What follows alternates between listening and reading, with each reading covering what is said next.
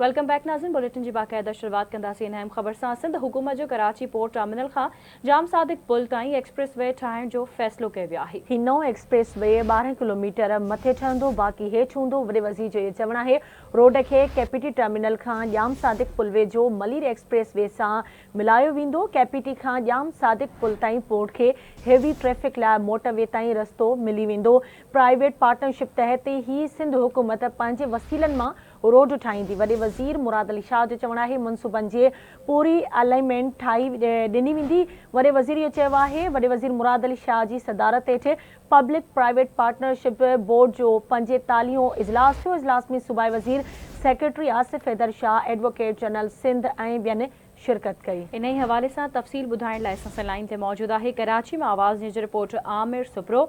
जी आमिर, इजलास जे हवाले सां वधीक छा अपडेट्स आहिनि तव्हां वटि?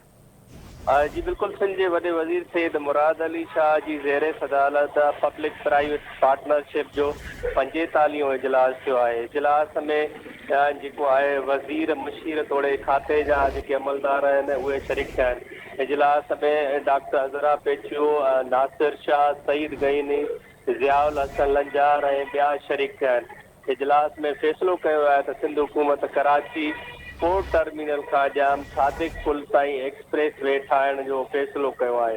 ही एक्सप्रेस वे 12.5 किलोमीटर जो हूंदो, जेको कराची खां मथे करे ठाहियो वेंदो।